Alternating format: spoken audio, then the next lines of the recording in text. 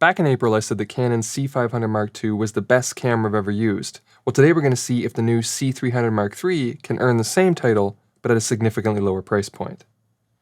Let's get undone. Gerald Undone. He's crazy. What's happening, everybody? I'm Gerald Undone, and the G is silent. So this camera is virtually identical to the C500 Mark II, right down to the interchangeable lens mount and the acceptance of the same accessories and expansion units. And this is a great thing because this means that it's also very well sized, light, and compact for a cine camera, but with an intuitive button layout, responsive controls, and easy handholdability. And it also features the same digital image stabilization that gives surprisingly steady results even at longer focal lengths. Although, when you're using non-native manual lenses, make sure you input your focal length into the stabilization menu, or it can get shaky and have a bit of that warpy distortion that you don't want. But for native Canon lenses, it's easy and the results are great. The stabilization will add an additional 11% crop to your image, just like with the C500 Mark II, so you have to factor that in when choosing your lenses, as that's really the biggest difference between the two cameras, their angles of view. This is a Super 35mm camera, although it's actually a little bit larger than Super 35. Based on comparisons to my current full-frame cameras, I found it came in at around a 1.43 times crop in Ultra HD, so when compared to conventional Super 35, you do get a bit more real estate, but you'll need to consider this when choosing lenses. Full-frame lenses will work, obviously, but Canon EFS for the 1.6 times APS-C will cause vignetting. However, the Sigma 18-35 produces a large enough image circle to cover this sensor even in DCI 4K, so that's good for the owners of that lens because it's still viable. Now, when comparing a full-frame sensor to a smaller one, we need to consider a few elements. Does it produce a noisier image? Does it have worse dynamic range? And how will depth of field be impacted? Now, the depth of field one is easy. As I said, you're going to have to use wider lenses on this camera to produce a similar field of view to the C500. And wider lenses have deeper depth of field, which means that if you're going for that shallow look, you're going to need to get faster glass, which will be more expensive. I don't think it'll be more expensive to the point that you'll completely erase the $5,000 price difference between the two cameras, but it will eat up some of those savings. But to be completely honest, I didn't find it to be a big issue using primarily f2.8 and f4 lenses. I think this camera's slightly larger than Super 35mm sensor is plenty to get the job done. So what about dynamic range and noise? Well, that's where things get interesting. This camera features a brand new sensor from Canon, which utilizes a dual gain output. This is not dual native ISO like you'd find on Panasonic or Blackmagic. This is more of a dual readout at every ISO, similar to what ARRI does.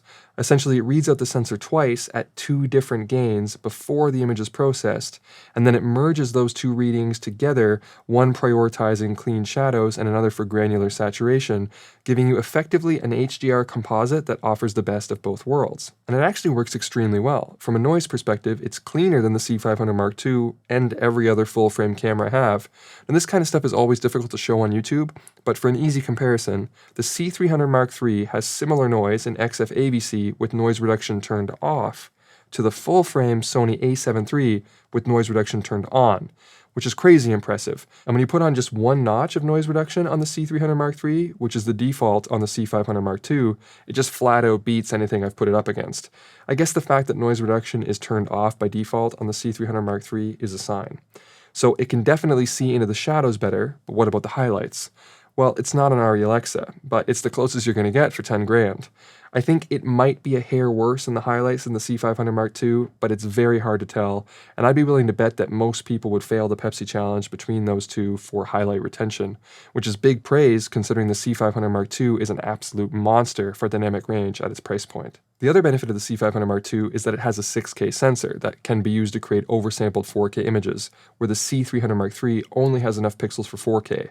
Now the difference isn't huge, but it is there. Even when compared to my Sony a7 III, which uses a similar 6K oversampling, you can see finer details a bit clearer compared to the C300 when using the same lens, of course.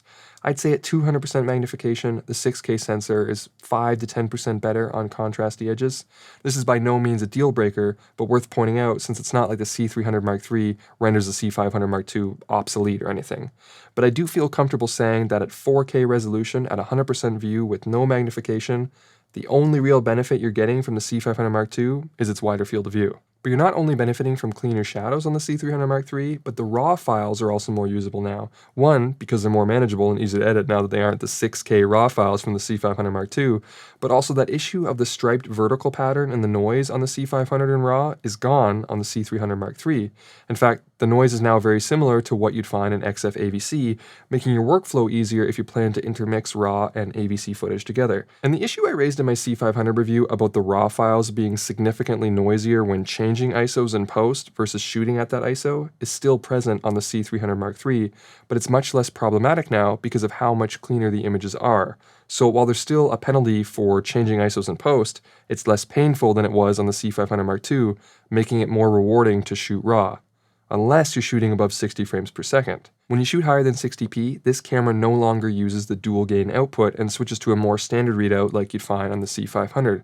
You do lose a little bit of dynamic range, bringing you closer to a pocket 6K level, and your shadows are back to a normal Super 35 level of noisy, and you go back to the more significant punishment for pushing your exposure too much in post.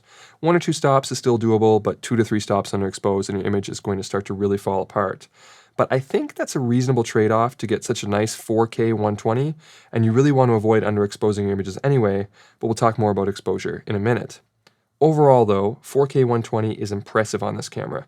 You have to put it in SNF mode for anything over 60p, which is Canon's in-camera slow motion, which means you do lose audio above 60 frames per second, but you keep autofocus now, which is fantastic. Now the autofocus isn't the exact same when in this mode. You can't do tracking or face detection, but you can still dial in the speed and you still have the flexible box, and it works pretty well. It's not as good as the AF when in 60p or lower, and it requires you to bump the speed and responsiveness to get something usable, but I still think it's a great feature to have considering we're talking about 120 frames per second in 4K. And to my eye, the image is still just as detailed and sharp with no noticeable artifacts. The autofocus up to 60 frames per second is identical to the C500 Mark II, which is my current pick for best autofocus in any camera. It's smart and snappy, but has very smooth, organic motion to the pulls that can be dialed in to a precise degree, and it can all be controlled using the touch panel, which can even be an asset when manually focusing because you can touch on a spot you want Canon's excellent manual focus guide to assess and then pull focus easily. The panel is the same as the one on the C500 Mark II, so it's a great size, plenty bright, and very responsive. My only issue with it is that it shakes too easily when tapping on it. Also, as I mentioned in my previous video, the waveforms don't scale on this display correctly. The waveforms go up to 92%, where the zebras only go to 86%. This is a design choice from Canon to remap those values based on the limited range of this display, but it can be confusing if you're new to Canon log. The easiest way to know if you're going to clip on C-Log 2, though, is to just set your zebras to 85%, and if you see zebras, you're probably clipping. And just like with the C500 Mark II, when shooting with the default C-Log 2 profile, you can use Canon's official LUT to convert to 709 and get terrific color and tonality in just one step. Not only does this workflow match your shots identically to the C500 Mark II, but I find the images strike a very impressive balance between pleasing and accurate. However, my advice still stands that if you're coming from another system, you might find that Canon shoots a little magenta, and shifting the tint to -2 cc will likely correct that for you. This is only really an issue on paler skin tones like mine, as many darker and less pink individuals typically like what Canon does to their skin. But of course, if you've got time in post, you can play with the colors to your liking, as the camera offers 10-bit 422 in both an IPB and all-I codec, plus RAW options. And these images are robust enough to push them around to match other cameras. And as someone who shoots on Blackmagic a lot, I found it particularly easy to get a very similar look between my Pocket 4K and the C300 Mark III. There's also been improvements when it comes to exposure over the C500 Mark II. One of my issues with the C500 was that it didn't scale the ISOs in a completely linear way. Full stops were cleaner than the 2/3 stop that preceded them, and there was a noticeable benefit to overexposing, even though that made the built-in LUTs less useful. Well, all that is different on the C300 Mark III. First off, the ISO scales exactly how you'd expect now. Each 1/3 stop is slightly noisier than the one before it, and you can expect a nice, even increase in exposure as you bump it up. But there's no benefit to overexposing on this camera, which I had to triple test just to believe. Every camera that I've used before this one, I've always had cleaner images in log if you shot a stop or more higher and then pulled it down in post. This camera doesn't work like that to my eyes, likely because of the dual gain output. Overexposing by one stop with ISO and pulling down the mids and post creates an image that's about one stop noisier. And while this is a bit foreign and different from my other cameras, it actually makes more sense from a simple gain perspective, and I prefer this method, especially considering it means the 709 LUT will always be spot on, and the in-camera metering becomes much more useful. Because that's something I praise in the C500 is how accurate the exposure and white balance metering was, and the same is true here on the C300 Mark III. But I mean, how great is that? The image is cleaner, and you don't need to overexpose to beat its full-frame counterparts, and in most cases, you don't even need to use noise reduction. This sensor is fantastic. I also threw some intense red, green, and blue light at it to see if one of the channels was significantly hotter than the others or skewed, and they seem to be fine. I'm getting the correct values out of each channel, and they're all pretty close to each other, so you don't have to worry about one channel clipping much earlier than another. And changing ISOs has no impact on your white balance consistency. Color is accurately maintained throughout the entire standard ISO range, which is from 800 to 25,600, with some extended options beyond that. Now the ISO can go lower than the native 800 when shooting in XF-ABC, but you should be careful not to do that when shooting in Canon Log II, and instead save those lower ISOs for the other gamma curves.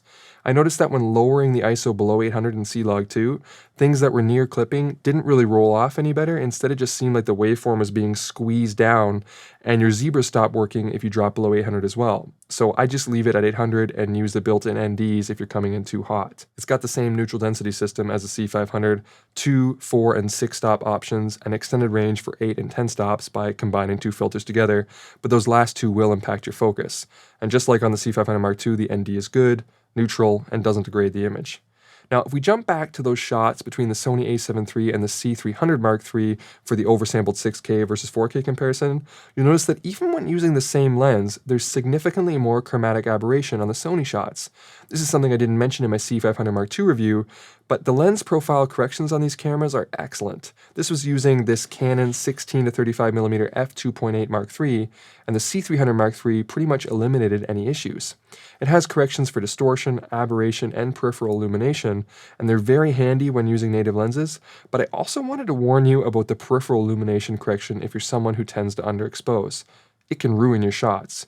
If your lens is wide open, and thus in need of correction, but your image is still too dark, not only will the vignetting correction kick in overdrive, but when you recover your image in post, you'll notice this concentric anti-vignetting pattern that will completely destroy any hopes you had of using that image. So personally, just to be safe, I'd recommend turning this feature off, but the other options like aberration correction, again, are excellent.